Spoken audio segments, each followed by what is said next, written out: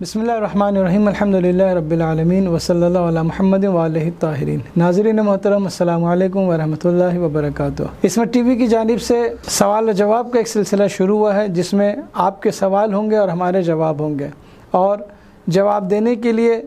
ہم اکثر علماء حضرات کی خدمت لیا کریں گے، اور آج فقہی سوال کے جواب دینے کے لیے ہمارے اسٹوڈیو میں تشریف لائے حجت الاسلام والمسلمین عالی جناب مولانا سید ضیاء عباس صاحب قبلہ مومنین کے سوالوں کے جوابات دیں گے۔ میں سب سے پہلے قبلہ موصوف کا خیر مقدم عرض کرتا ہوں اور اپنے قیمتی وقت نکالنے کے لیے شکریہ میں ادا کرتا ہوں اسمت ٹی وی کی جانب سے۔ احکام شرعی سوال جواب کی سیریز میں ہمارا آج کا پہلا سوال یہ ہے، قبلہ بہت سے جوان ایسے ہیں کہ جو جینس اور ٹی شرٹ پہن کر نماز پڑھتے ہیں، تو جب نماز میں وہ رکوع یا سجدے کی حالت میں ہوتے ہیں تو ان کی کمر پیچھے کی طرف سے کھل جاتی ہے، تو ایسی صورت میں ان کی نماز کا کیا حکم ہے؟ اعوذ باللہ من الشیطان الرجیم، بسم اللہ الرحمن الرحیم۔ دیکھیے، اکثر ہم نے بھی دیکھا ہے کہ جو لوگ ماشاءاللہ سے نمازی ہیں اور وہ ایسا لباس پہنتے ہیں، ٹی شرٹ یا شرٹ یا پینٹ، ابھی جو فیشن کے اعتبار سے چل رہی ہیں تو وہ کافی چھوٹی ہوتی ہیں ہمارے لباس کے حساب سے، لیکن چونکہ نماز میں ستر عورتین واجب ہے مردوں کے لیے، تو اگر شرمگاہیں دکھائی دیتی ہیں تو نماز نہیں ہوگی، لیکن اگر کمر کا تھوڑا بہت حصہ سجدے کی حالت میں یا رکوع کی حالت میں کھل جاتا ہے تو شرعی اعتبار سے نماز تو ہو جائے گی، لیکن بہرحال اخلاقی اعتبار سے یہ معیوب سمجھا جاتا ہے کہ آپ مسجد کے اندر یا کسی ایسی جگہ پر نماز ادا کر رہے ہیں جہاں پر اور مومنین بھی موجود ہیں، تو اس صورت میں اگر یہ کمر کا یہ حصہ کھل جاتا ہے تو ظاہر سی بات ہے معیوب سمجھا جائے گا۔ تو گزارش یہی ہے ایسے نوجوانوں سے کہ نماز کی حالت میں ایسا لباس پہننے سے گریز کریں۔ نماز پہ اس میں کوئی اثر شاید نہیں پڑتا ہے، کیوں؟ اس لیے کہ شرمگاہیں چھپانا واجب ہے۔ شرمگاہ اگر چھپی ہوئی ہے تو کوئی حرج نہیں ہے، لیکن اگر شرمگاہ بھی دکھائی دینے لگتی ہے کمر کے ساتھ ساتھ تو پھر مشکل ہو جائے گی نماز۔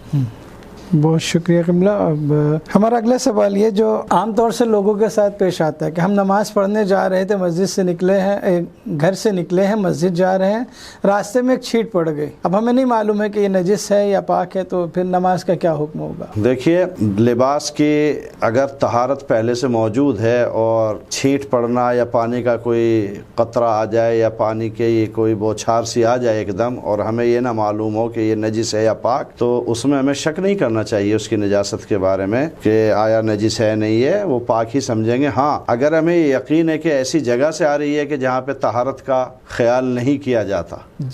تو ظاہر سی بات ہے پھر وہ ہم اسے پاک نہیں سمجھیں گے۔ مثال کے طور پر ہم ایک ایسے علاقے سے یا ایسے گلی سے گزر رہے ہیں کہ جہاں پر معلوم ہے کہ ایسے گھر موجود ہیں کہ جہاں پر طہارت کا امکان نہیں ہے اور ان کی طہارت کے بارے میں آپ کچھ کہہ بھی نہیں سکتے، تو اگر ایسی جگہ سے چھینٹیں آ رہی ہیں تو ظاہر سی بات ہے پھر ہم اس کو پاک نہیں سمجھ سکتے،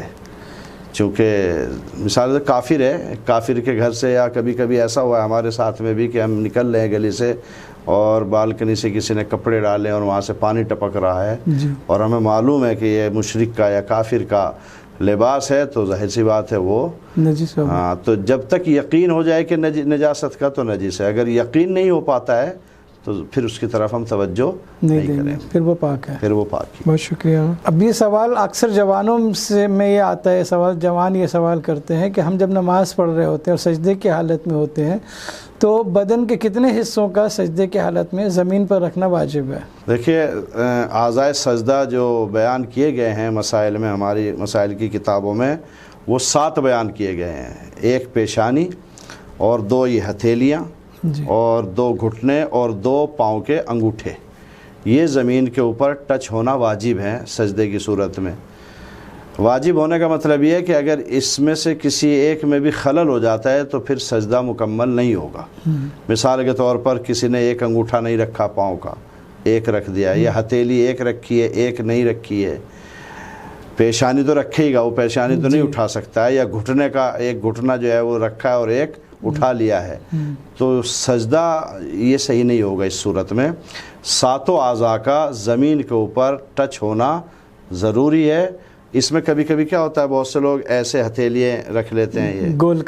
کر کے تو اس میں بھی مشکل ہو جاتی ہے. ہتھیلیوں کو بالکل ہمارے زمین میں ٹچ ہونا ضروری ہے ہتھیلیوں کا. اور اسی طریقے سے بہت سے لوگ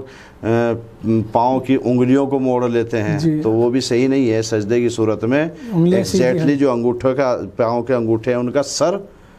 زمین کے اوپر ٹچ ہونا واجب ہے. یعنی بالکل انگوٹھے سیدھے رہنے چاہیے اور ناخن بھی اتنے بڑے نہ ہوں کہ وہ انگوٹھوں کو زمین سے ٹچ ہونے سے روک دیں، مانے ہو جائیں. تو وہ ناخن بھی ہمارے کٹ ہونے چاہیے، چھوٹے چھوٹے ہونے چاہیے. اس کے علاوہ باقی اور کوئی واجب نہیں ہے. کبھی کبھی ہم نے دیکھا ہے کہ بہت سے لوگ جب ہتھیلیاں رکھتے ہیں تو یہ ہاتھ کا حصہ یہ بھی زمین کے اوپر رکھ دیتے ہیں.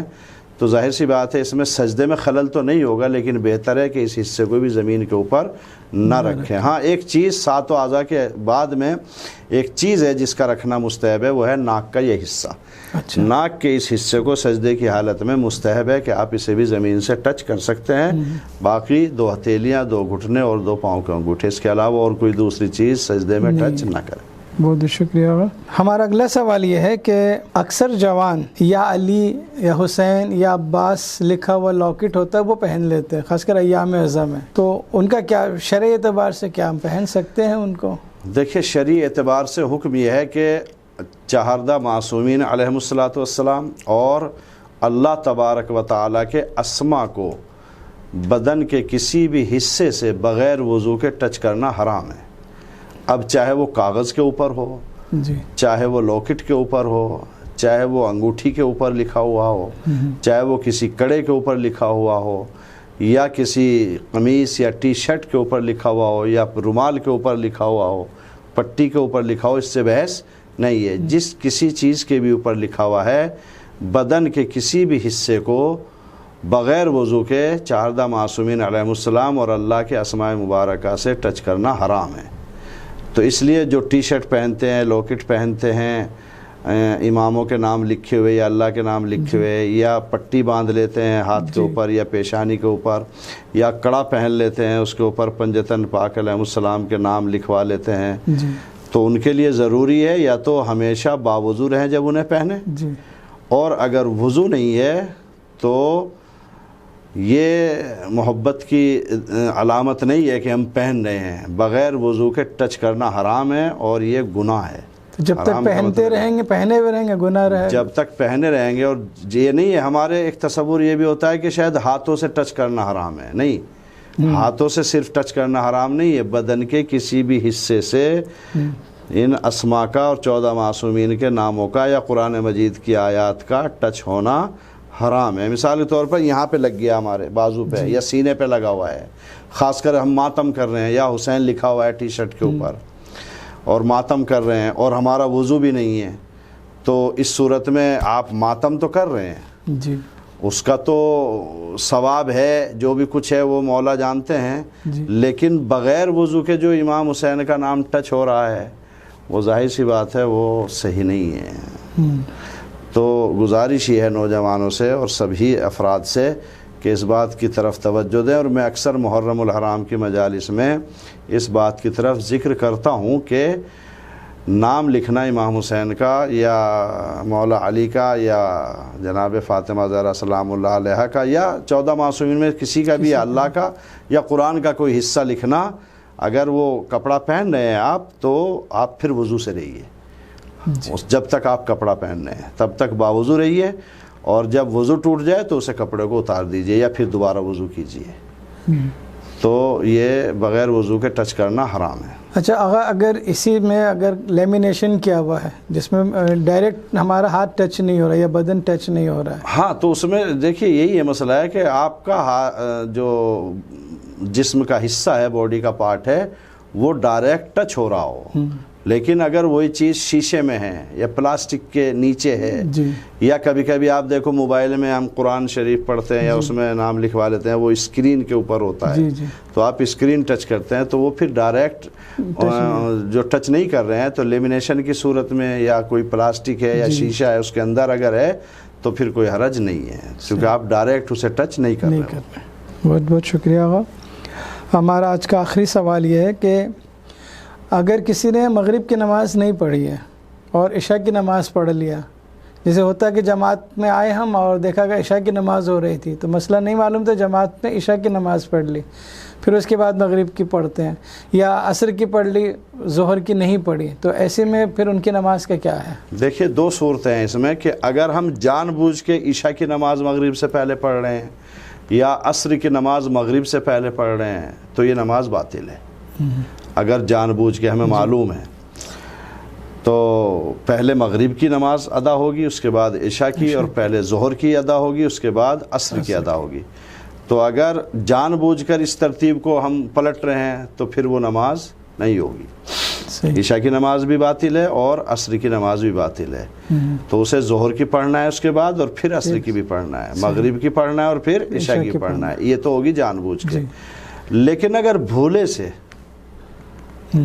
بائی مسٹیک انسان کو یہ دھیان نہیں رہا کہ میں نے مغرب پڑھی یا نہیں پڑھی، اور اس نے یہ تصور کرتے ہوئے کہ مغرب پڑھ لی اور عشاء کی پڑھ لی، یا یہ تصور کرتے ہوئے کہ میں ظہر کی پڑھ چکا ہوں اور عصر کی پڑھ لی، اور بعد میں یاد آتا ہے اسے کہ نہیں، نہ میں نے ظہر کی پڑھی تھی اور نہ ہی میں نے مغرب کی، عشاء کے بعد مغرب یاد آئے اور عصر کے بعد ظہر یاد آئے، تو اس صورت میں اس کی یہ نماز صحیح ہے، عصر والی اور عشاء والی۔ اس کے بعد اس کے اوپر واجب ہے کہ مغرب کو پڑھے اور ظہر کو پڑھے، اس کی نماز صحیح ہو جائے گی۔ تو جان بوجھ کے پہلا جان بوجھ کے ترتیب بدلنا یہ نماز کو باطل کر دے گی، لیکن اگر بھولے سے ایسا ہو جاتا ہے تو پھر اس صورت میں معاف ہے، اور اس کو چاہیے کہ بعد میں مغرب اور ظہر کو پڑھے۔ قبلہ موصوف کا بہت بہت شکریہ کہ جنہوں نے ہمارے سوالوں کے بہترین طریقے سے جواب دیے ہیں۔ خداوند عالم قبلہ کی توفیقات میں مزید اضافہ فرمائے۔ ناظرین محترم، ہم انشاءاللہ اور نئے سوالوں کے ساتھ حاضر ہوں گے آپ کی خدمت میں، اور تمام ناظرین سے گزارش ہے کہ آپ کے جو بھی سوالات ہیں، چاہے وہ فقہی سوالات ہوں یا تاریخی سوالات ہوں یا کسی بھی طریقے کے مذہبی سوالات ہوں کسی بھی موضوع کے، تو ہمارے اسکرین پہ دیے گئے واٹس ایپ نمبروں پر آپ ہمیں اپنے آڈیو کے ذریعے سے سوال بھیج سکتے ہیں۔ اپنا نام، شہر کا نام اور سوال ہمیں واٹس ایپ پر آڈیو کے ذریعے سے بھیج سکتے ہیں۔ السلام علیکم ورحمۃ اللہ وبرکاتہ۔